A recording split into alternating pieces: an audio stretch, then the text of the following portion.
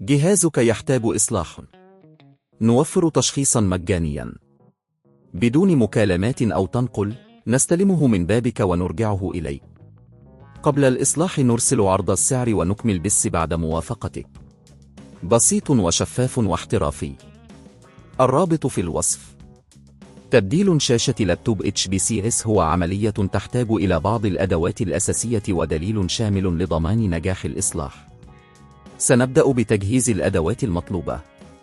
ستحتاج إلى مفكات دقيقة، لاصق خاص بالشاشات، وغطاء واق للعينين. الخطوة 1: فصل الطاقة. قبل البدء، تأكد من فصل الجهاز عن مصدر الطاقة. قم بإزالة البطارية إذا كانت قابلة للإزالة.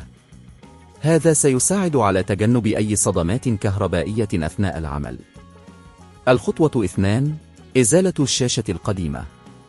ستحتاج إلى فك البراغي التي تثبت الشاشة في مكانها.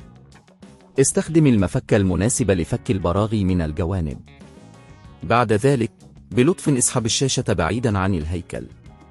كن حذرا من الكابلات المتصلة بالشاشة. الخطوة 3: فحص الكابلات. بعد فصل الشاشة، تحقق من الكابلات المتصلة باللوحة الأم.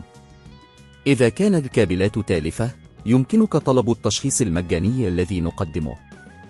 الخطوة 4: تركيب الشاشة الجديدة.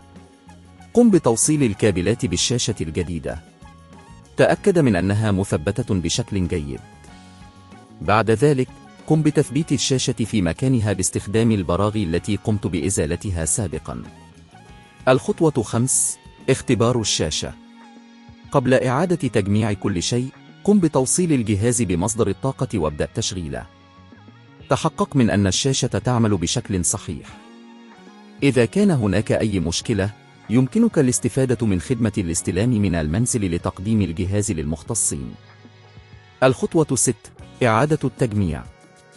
إذا كانت الشاشة تعمل بشكل جيد، قم بإعادة تركيب كل شيء كما كان، بدءا من البراغي إلى البطارية.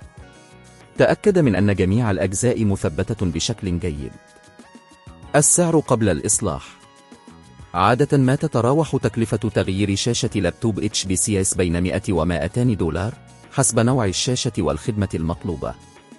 إذا كنت ترغب في إجراء العملية بنفسك، يمكنك توفير تكلفة الخدمة، ولكن إذا كنت غير متأكد، فإننا نقدم خدماتنا بأسعار تنافسية مع ضمان الجودة.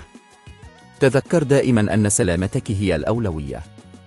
إذا كنت تشعر بعدم الارتياح أثناء القيام بأي خطوة، فلا تتردد في طلب المساعدة. مع هذا الدليل، نأمل أن تتمكن من تغيير شاشة لابتوب HBCS بنجاح. جهازك يحتاج إصلاح. نوفر تشخيصا مجانيا بدون مكالمات أو تنقل، نستلمه من بابك ونرجعه إليك. قبل الإصلاح نرسل عرض السعر ونكمل بس بعد موافقتك. بسيط وشفاف واحترافي. الرابط في الوصف.